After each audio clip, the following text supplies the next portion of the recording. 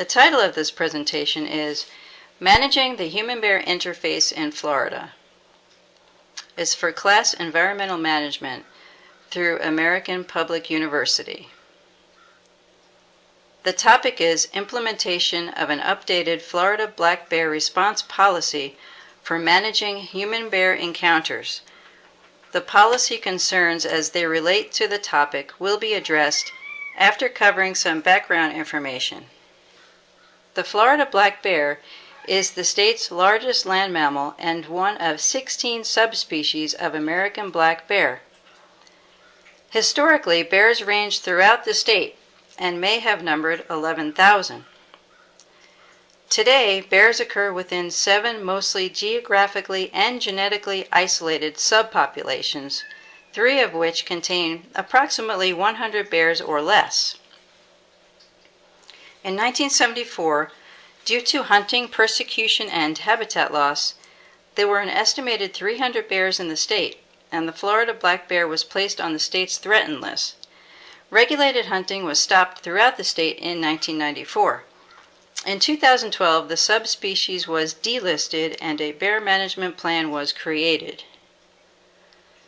In 2015, Florida had the first bear hunting season in 21 years, before the recent population estimate was even completed. As a result of hair snare studies performed in the different subpopulations, either in 2014 or 2015, the population was estimated to be between 2,914 and 5,451 before the hunt.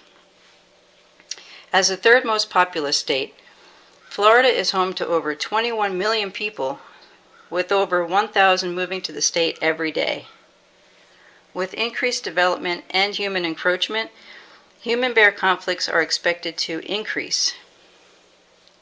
The Florida Fish and Wildlife Conservation Commission, FWC, is responsible for trying to keep a balance between maintaining the bear populations and minimizing human-bear conflict.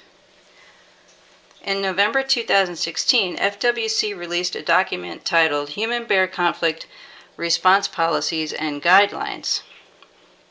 This supplanted a document titled Guidance for Responding to Human-Bear Conflicts, which was in effect in 2015.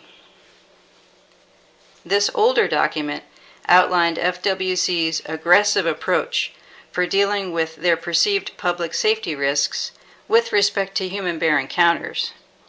It came about as a response to recent injuries and conflicts in 2014 and 2015.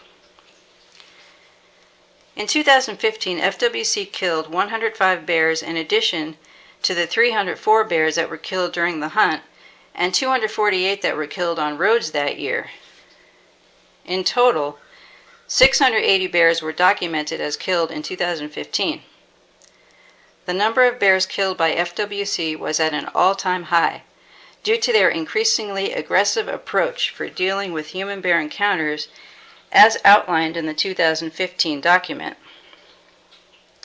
This approach did not seem sustainable, especially considering all the anthropogenic pressures that black bears face in Florida, including development, poaching, the building of more roads, the running of hunting dogs, and habitat manipulations, to name a few.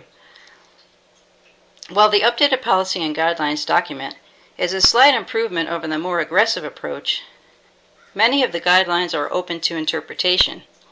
It is also built on a foundation of unquestioned suppositions, misconceptions, and outdated policies.